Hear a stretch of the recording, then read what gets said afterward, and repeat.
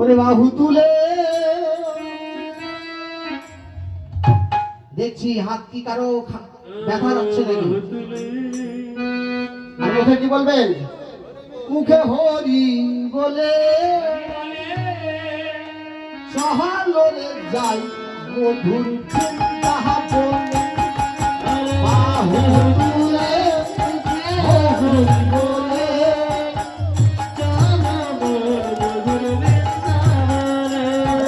বাহু তুলে মুখে হরি বলে চলরে যাই মধুর তাহা বলে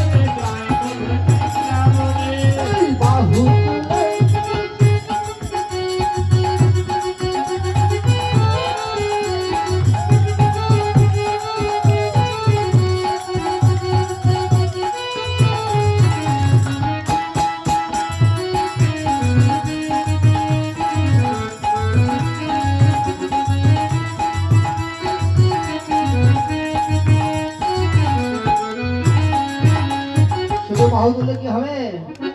মুখেও বলে একসাথে হবে, বাহুও চলবে, হাতও চলবে, মুখও চলবে, তাহলে দুইটা আমাদের উপকার হয় না? এ নামে বাবাই কথা বলে, এই নামে খোলা হয়ে তাহলে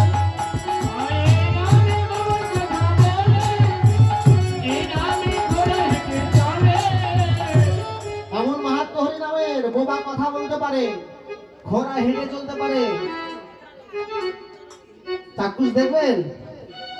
আর রঘুনাথজি মন্দির যাবেন, রঘুনাথজি মন্দির কখন? সামনে আমি দেখিনি, শুনিও নি।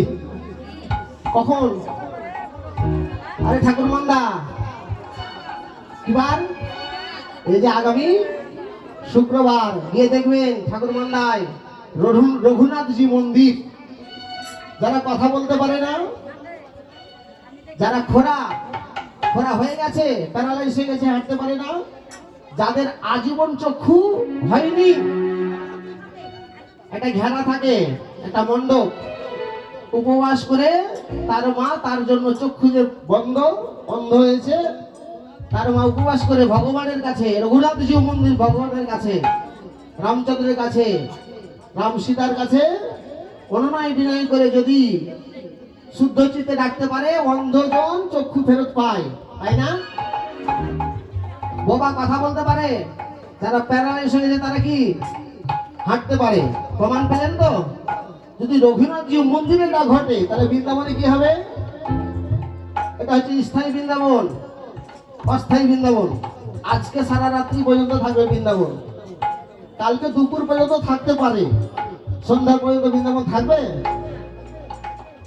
এটা হচ্ছে অস্থায়ী বৃন্দাবন, যেখানে হয় সাধুগুরুর আগমন, বৈষ্ণবের আগমন, যেখানে ভক্তের পরে চলন ধুলি, সেখানে বৃন্দাবন হয়ে যায় অস্থায়ী। আর স্থায়ী বৃন্দাবনে কেউ গেছেন? স্থায়ী বৃন্দাবন ভারতবর্ষে বৃন্দাবন কেউ গেছেন? বৃন্দাবন কেউ গেছেন? তো এই রঘুনাথ মন্দিরে যদি এমন ঘটনা ঘটে, চক্ষু ফেরত পায়, প্যারালাইজ ছেড়ে যায়, বোবা কথা বলতে পারে, তাহলে বৃন্দাবনে কি হবে? বৃন্দাবনে যাওয়ার চেষ্টা করেন, অনেক টাকা অনেক জায়গায় ব্যয় করলেন, আর একটা অসুখ হলে 2-1 লাখ টাকা চলে যাবে, 50,000 টাকা জোগাড় করে রাখেন, সামনেই খুলবে টুরিস্ট ভিসা, চলে যাবেন বৃন্দাবন। রোগ শোক ব্যাধি এগুলো থাকবে না। নামে বাবাই কথা বলে, এ নামে খোরা হেঁটে চলে,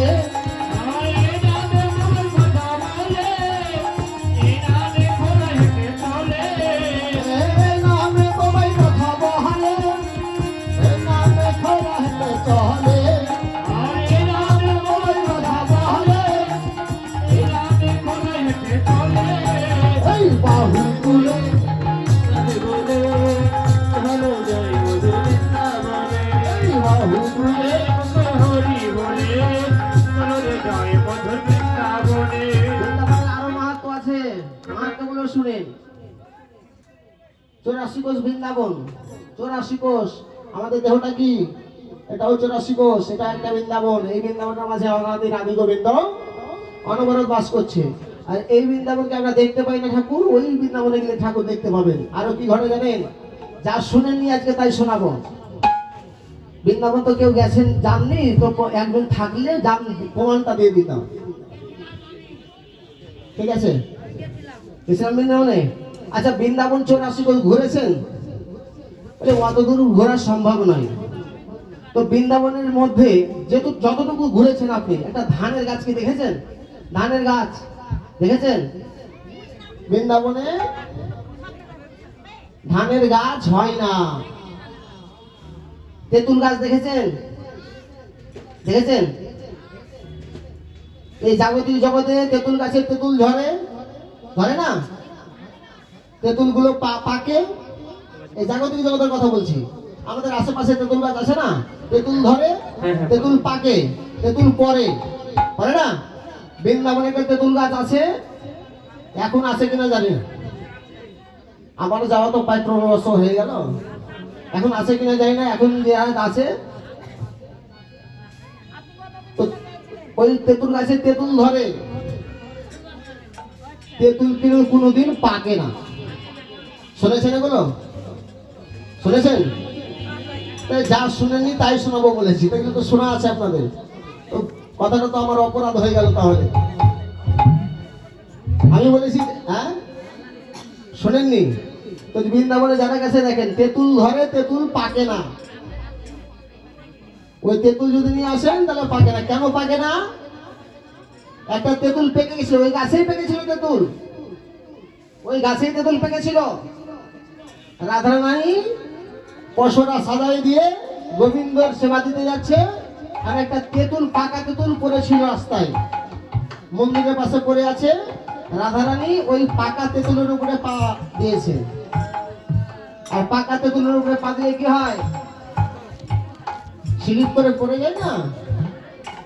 তো রাধারানী বলেছিল, হে তেঁতুল, আমি অনেক সাধ্য ভক্তি করে শুদ্ধাচারে গোবিন্দকে সেবা দেওয়ার জন্য ভোগ নিয়ে নিবেদন করে যাচ্ছিলাম, আর তুই এমন আমায় আঘাত দিলি যে তোর উপর পা দিয়ে দেওয়া মাত্র আমি স্লিপ করে পড়ে গেলাম।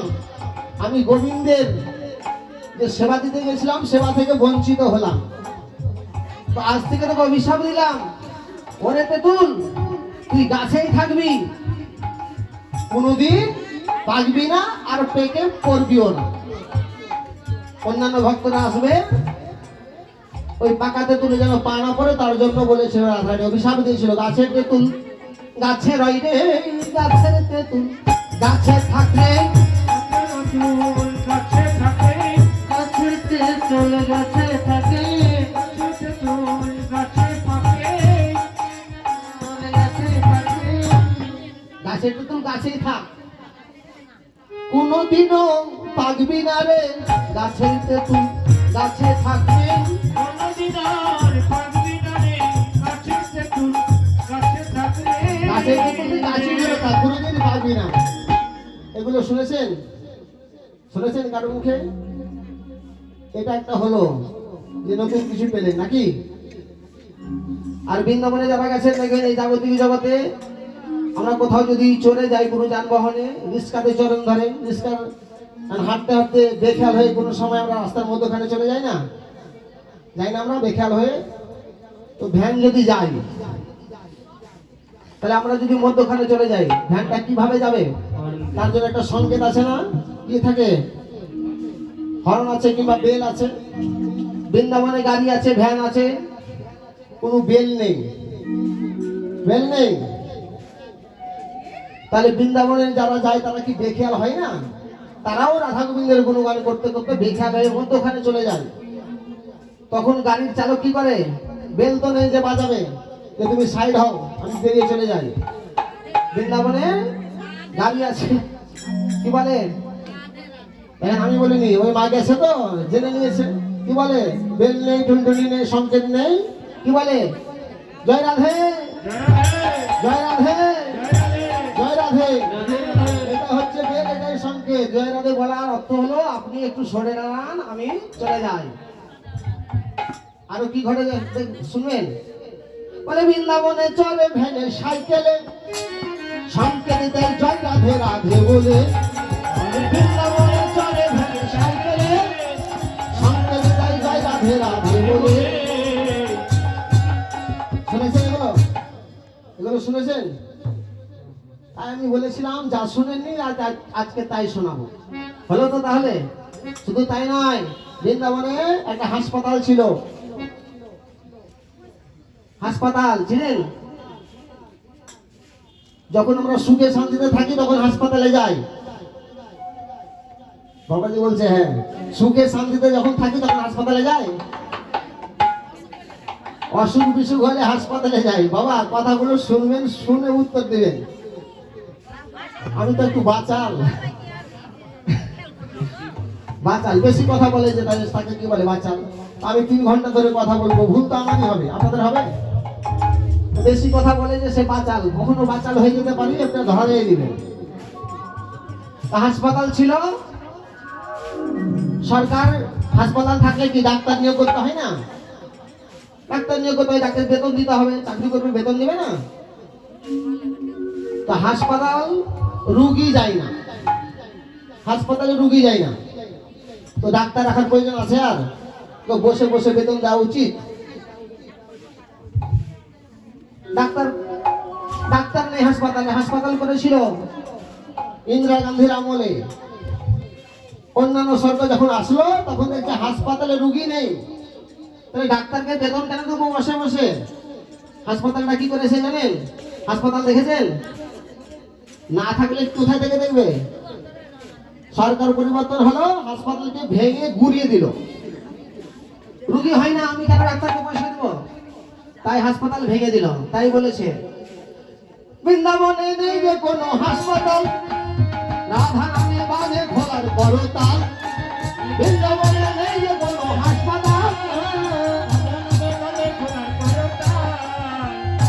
এগুলো শুনেছেন? শুনেছেন কি? ভারতের তো অনেকজন গেছে, শুনেছেন? তো নতুন কিছু হরিনাম যখনই শুনুন তখনই নতুন।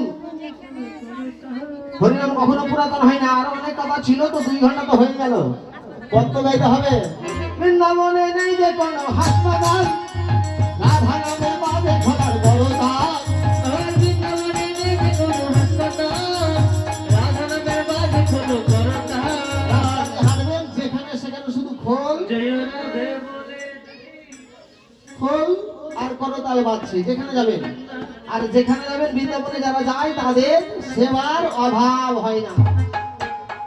সেবার অভাব হয় না। যেখানে যাবেন সেবা নিয়ে বসে আছে দেওয়ার জন্য। আর আমাদের বাড়িতে যদি কেউ যায় 1 গ্লাস জল চাইতে, তো জলটাও দিতে আমরা দ্বিধা বোধ করি। আমরা কোথায় বাস করি তাহলে? বৃন্দাবনে যেতে পারবো? বৃন্দাবনের সেবা দেওয়ার জন্য ভক্ত বসে আছে শাড়ি পেতে। এসব ভক্ত সেবা নিয়ে যাও। আর আমাদের বাড়িতে বৈশাখ জ্যৈষ্ঠ মাসে তৃষ্ণায় যদি 1 গ্লাস জল চাই, মানে এই বাড়িতে জল নাই, ওই বাড়ি যাও। মানে টিউবওয়েলে জল উঠে না, মোটর চেপে জল দিতে পারবো না। হরিনাম শুনে লাভ হবে?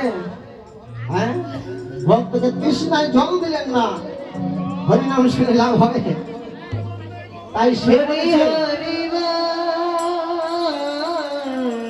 অনেক কথা আছে। ওরে বাহু তুলে হরি বলে চলো রে যাই মধুর বৃন্দাবনে। বাহু তুলে মুখে হরি বলে, চলে যায় মধুর বৃন্দাবনে। এই বাহু তুলে হরি বলে চলো রে যাই মধুর বৃন্দাবনে। এই বাহু তুলে মুখে হরি বলে, চলে যায় মধুর বৃন্দাবনে। শুধু বাহু তুলে তো বলেছি, হরি বল বলতে বলেছি। রাধা নামে একবার হয়েছে কি? রাধা নাম হয়েছে তো রাধা নাম জপতে হবে আমাদের। রাধা রাধা সবাই গাইবেন।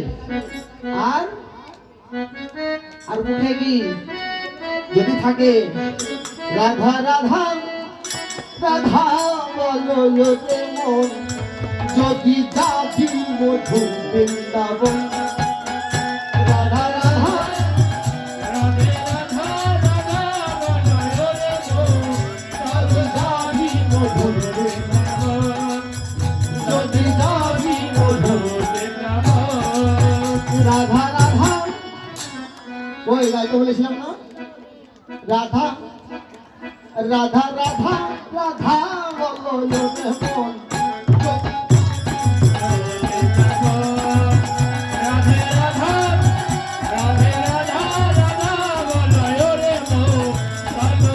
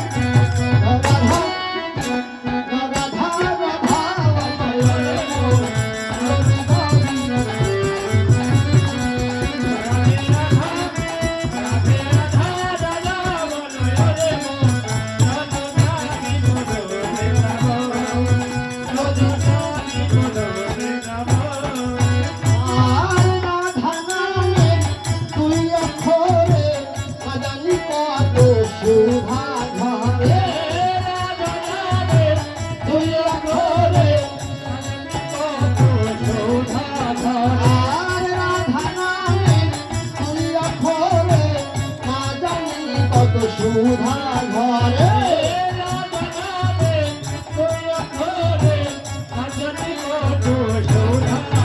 রাধা রাধা রাধা রাধা রাধা রাধা রাধা বলো মন যদি যাবি মধুর বৃন্দাবন যদি যাবি মধুর বৃন্দাবন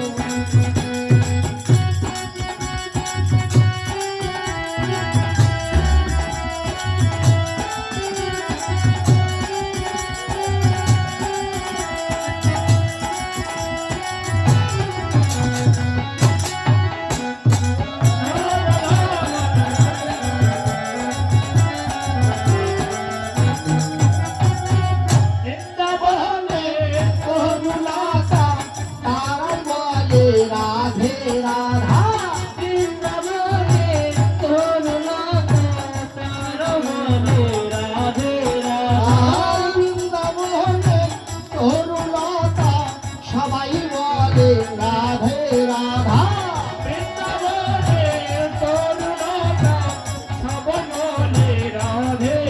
রাধা রাধা রাধা রাধা রাধা রাধা রাধা বলো মন যদি যাবি মধুর যদি যাবি মধুর বৃন্দাবন রাধা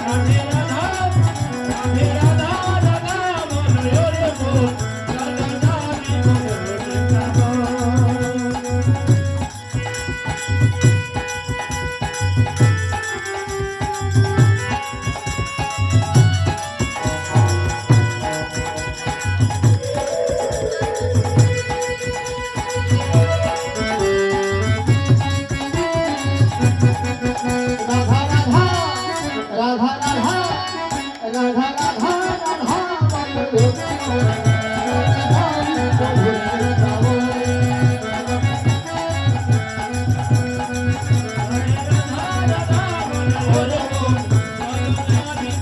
বৃন্দাবন জয় জয় রাধা রানী কি জয় জয় রাধা রানী কি জয় জয় রাধা রানী কি দেবংশী বৃন্দাবন হই যেন আমার মধুর মধুর সে মধুর নীলাম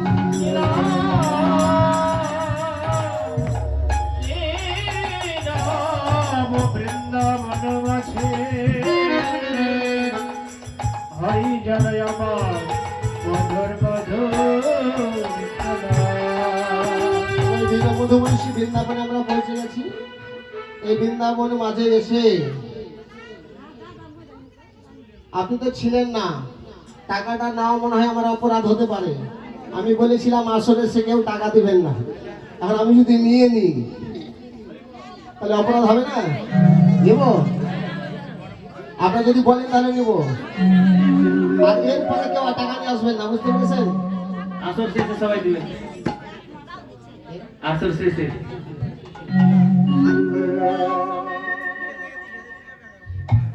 এই দিদি আমার এই হতে পাশে যে টাকা দিয়ে দিল না, একজনের আত্মার শান্তি কামনার্থে ওনার ভাই মানে দাদা, ওনার দাদা ইহলোক ত্যাগ করে মায়া মমতা ত্যাগ করে গোবিন্দ চরণে আশ্রয় নিয়েছে, তার আত্মার শান্তি কামনার্থে এই টাকাটুকু দান করলো।